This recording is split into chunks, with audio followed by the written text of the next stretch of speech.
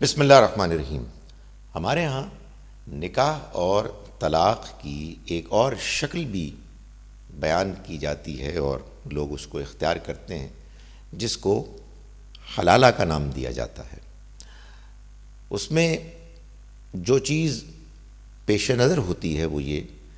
کہ اگر کسی شوہر نے اپنی بیوی کو 3 طلاقیں دے دیں، یعنی 2 طلاق دے کر رجوع کرنے کے بعد تو تیسری طلاق دی جائے گی، تو پھر شوہر رجوع نہیں کر سکے گا۔ پہلی طلاق کے بعد رجوع کر سکتا ہے، دوسری طلاق کے بعد رجوع کر سکتا ہے، لیکن تیسری طلاق کے بعد وہ رجوع نہیں کر سکتا۔ ہمارے ہاں لوگ پہلی طلاق اور دوسری طلاق کا بھی طریقہ غلط اختیار کرتے ہیں، یہ بات میں پہلے بتا چکا۔ بالعموم یوں ہوتا ہے کہ ایک ہی مجلس میں 3 طلاقیں ایک سانس میں دے دی جاتی ہیں، ایک ہی سٹیٹمنٹ میں بیان کر دی جاتی ہیں۔ اس کے بعد لوگ یہ سمجھتے ہیں کہ اب یہ چونکہ 3 طلاقیں ہو گئیں، اس وجہ سے اب یہ عورت اس شخص کی بیوی نہیں بن سکتی، سوائے اس کے کہ قرآن مجید نے کہا کہ وہ کسی اور شخص سے نکاح کرے اور وہ اس کو طلاق دے، تو پھر البتہ یہ اپنے پہلے شوہر سے نکاح کر سکتی ہے۔ یہ بات بیان ہوئی ہے سورہ بقرہ کی آیت نمبر 230 میں، جس میں اللہ تعالیٰ نے 229 آیت میں یہ بات بیان کرنے کے بعد کہ جو طلاق کا طریقہ اللہ نے بیان کیا ہے، جس میں کہ طلاق دینے کے بعد رجوع کی گنجائش ہے، یہ 2 مرتبہ ہو سکتا ہے۔ الطلاق مرتان، یہ طلاق 2 مرتبہ دی جا سکتی ہے۔ آیت نمبر 230 میں فرمایا کہ فَإِن طَلَّقَهَا، پھر اگر وہ اس کو طلاق دے یعنی تیسری مرتبہ، فَلَا تَحِلُّ لَهُ مِن بَعْدُ، تو پھر وہ اس کے لیے اس کے بعد حلال نہیں ہو سکتی، حَتَّى تَنْكِحَ زَوْجًا غَيْرَهُ، سوائے اس کے کہ وہ کسی اور شوہر سے نکاح کرے۔ ہمارے ہاں چنانچہ اس عورت کو کہ جس کو اس کے شوہر نے 3 طلاقیں دے دیں، اس شوہر کے لیے دوبارہ حلال کرنے کے لیے ایک طریقہ رائج ہے، جس کو کہ شاید اسی لیے حلالہ کہا جاتا ہے، کہ ایک اور صاحب اس بات کے لیے تیار ہو جاتے ہیں کہ وہ ان خاتون سے محض اس لیے نکاح کریں تاکہ کچھ عرصے بعد، چند دنوں بعد وہ ان کو طلاق دیں اور پھر یہ خاتون اپنے پہلے اس شوہر کے لیے دوبارہ نکاح کے لیے جائز ہو جائیں کہ جس نے ان کو 3 طلاقیں دی تھیں۔ اس پروسیس میں اس بات کو بھی شرط کے طور پر مانا جاتا ہے کہ جب یہ نکاح ہوگا کہ جو اصلاً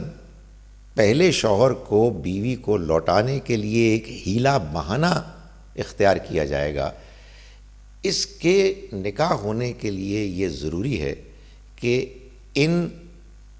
مرد اور عورت میں کہ جو میاں بیوی بنے ہیں، ان میں لازماً جسمانی تعلق قائم ہو۔ چنانچہ جو ہمارے معاشرے میں ایک بھیانک عمل ہے حلالے کے نام پر، وہ یہ ہو رہا ہے بہت بڑی تعداد میں کہ مرد اپنی بیوی کو بے سوچے سمجھے 3 طلاقیں دیتا ہے اور پھر وہ خاتون کسی اور مرد کے حوالے کر دی جاتی ہیں، جن سے وہ ایک حلالے کے نام پر نکاح کرتی ہیں، اور پھر وہ عمل ہوتا ہے کہ جس کو میں بیان کر چکا، پھر وہ ان کو طلاق دیتے ہیں اور وہ پھر واپس ان کو لوٹائی جاتی ہے۔ یہ سب کچھ حرام اور ناجائز ہے، اس لیے کہ نکاح ایک ہی نکاح ہوتا ہے، ایک ہی طریقے کا، جس میں ایک مرد اور ایک عورت سنجیدگی کے ساتھ اللہ کو حاضر ناظر جانتے ہوئے ایک دوسرے کے ساتھ شوہر اور بیوی بن کر زندگی بھر کا نباہ کرنے کے لیے معاشرے کے سامنے اعلان کرتے ہیں کہ ہم آج سے ایک نئے خاندان کا آغاز کر رہے ہیں۔ اگر اس کے پیچھے یہ نیت ہو، یہ ارادہ ہو کہ یہ ایک وقتی ہیلا کیا گیا ہے کہ جو ان خاتون کو ان کے پہلے شوہر کو دوبارہ حوالے کرنے کے لیے اختیار کیا گیا ہے، تو یہ نکاح در حقیقت ہوا ہی نہیں۔ اس میں جو کچھ بھی کیا گیا ہے وہ ناجائز ہے، وہ حرام ہے، اس کو حلال کہنا یا حلالہ کہنا ٹھیک نہیں ہے، اور ہمارے معاشرے سے اس گندگی کو ختم ہونا چاہیے، اور ہمارے دین کے پاکیزہ ماتھے سے